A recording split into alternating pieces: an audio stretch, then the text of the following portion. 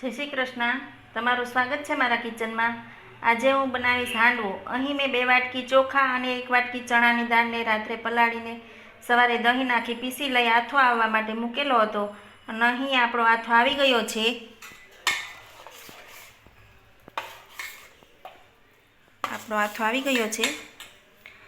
હવે તેમાં દૂધી નાખીશું, ખમણેલી કોબી નાખીશું, ગાજર નાખીશું, કાંદો નાખીશું અને મકાઈ નાખીશું, કેપ્સિકમ નાખીશું અને બટેકો નાખીશું. મકાઈ નાખીશું, કેપ્સિકમ નાખીશું, કાંદો નાખીશું,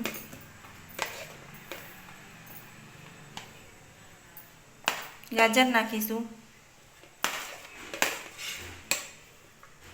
દૂધી નાખીશું, બટાટું નાખી દઈશું, કોબીજ નાખી દઈશું.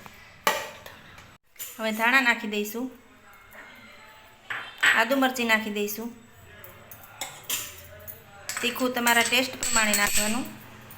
અહીં આપણે લાલ મરચાંનો ઉપયોગ નથી કરવાનો એટલે આદુ મરચી થોડી વધારે નાખીશું. મીઠું નાખીશું. હવે તેને મિક્સ કરી લઈશું. હળદર નાખીશું.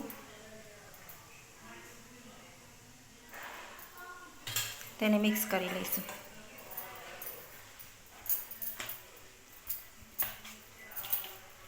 બે ચમચી જેટલું તેલ નાખીશું એના વઘાર માટે.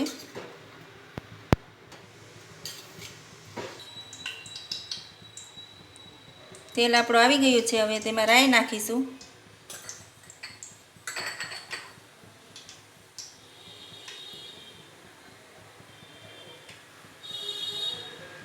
ગેસની ફ્લેમ ફૂલ રાખવાની છે. અત્યારે રાઈ ફૂટે એટલે એમાં તલ નાખીશું.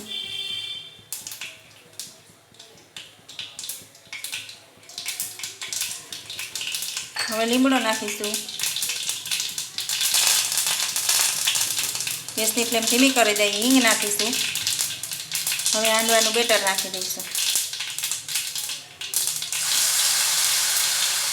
બહુ જાડો નહીં કરવાનો, પતલો રાખવાનો થોડો.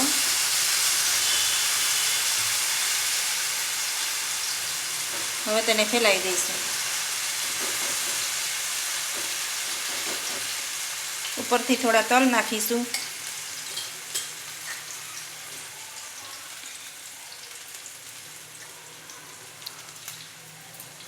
હવે એને ઢાંકીને 5-6 મિનિટ સુધી ધીમા ગેસે ચડવા દઈશું. હવે 5 મિનિટ થઈ ગઈ છે. હવે આપણે ચેક કરી લઈએ.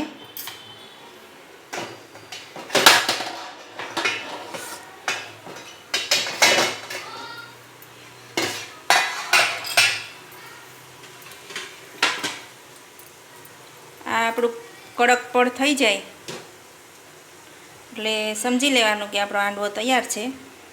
હવે તેને પલટાવી લઈશું.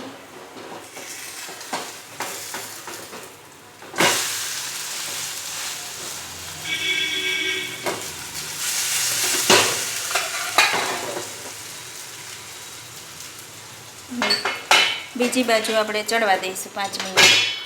હવે આપણે ચેક કરી લઈએ.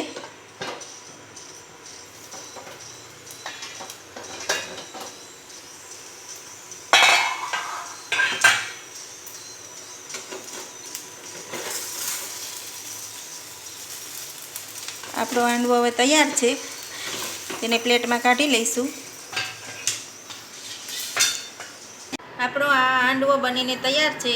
જે ઈનો કે સોડા વગર ભરપૂર શાકભાજી નાખીને એકદમ સોફ્ટ એવો હાંડવો, જેને આપણે સોસ કે ચા સાથે સર્વ કરી શકીએ છીએ. જો મારી આ રેસીપી ગમી હોય તો મારા ચેનલને લાઈક કરો, શેર કરજો અને સબસ્ક્રાઈબ કરો.